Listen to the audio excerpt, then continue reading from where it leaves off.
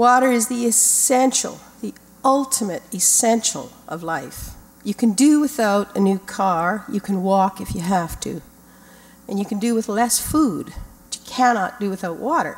Therefore, to put water into the hands of the private people who are doing it for profit, and I laud them for that. I used to be a banker, and I commend people who have the get up and go to start their own businesses.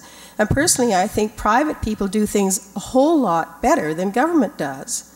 But the difficulty, the dilemma here is that when you say to the private people, you no longer have to work smart and hard because the public purse is now going to be your fall. You know, you won't fall because that great big pocket is always available to you.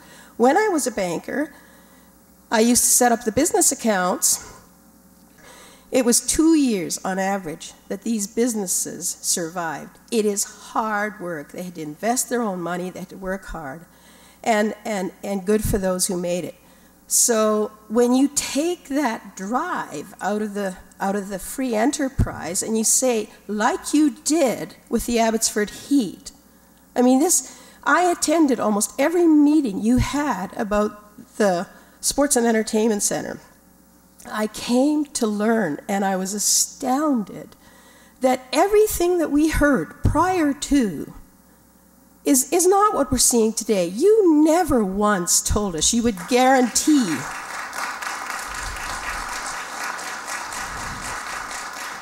You didn't let me finish. You never once told us that you would guarantee the Abbotsford Heat $5.7 million a year.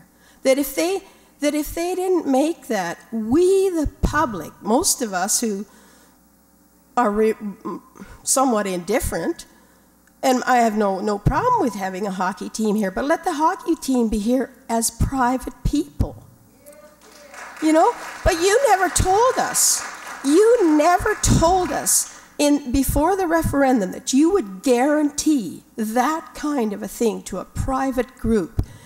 And when it's a private group, then you can always say, well, we're not going to give you the details. We're not going to give you the financial story. We don't have to because it's protected under that private business. And so you can say to us, it's on time and under budget or on budget. How do we know? Because when we ask you for the details, you say, nope, you can't see that. You know?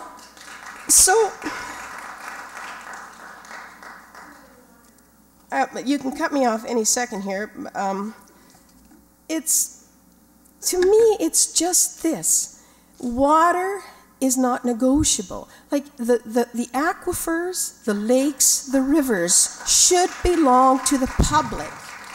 They should never be given into the hands of private people because there will be nothing to stop them from saying, well, it's costing more, and then therefore you, the leaders. And you know what? We want to actually believe that you're decent, upright people. I mean, I do. I'm speaking for myself. I want to believe that every one of you is decent. But we don't know who's going to be sitting at these tables down the road.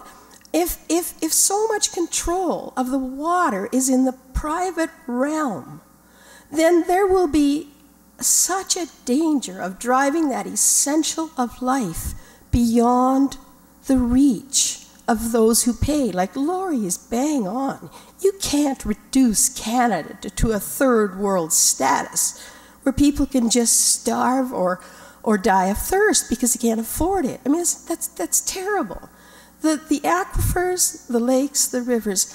When we say public, we say, okay, we're going to go to work and we're going to give you all a chunk of our money to take care of things for us, and we trust you to do that. But I lost my train of thought. Sorry. You know, so we trust you to, okay, there it is, the public thing. We trust you to take care of what is for the common good. What is for the common good is the roads, the sewers, the parks, the police, the playgrounds. and the water above everything else, it would seem to me. So please do not give the control of water in any sense whatsoever into the hands of private people. I'm all for them.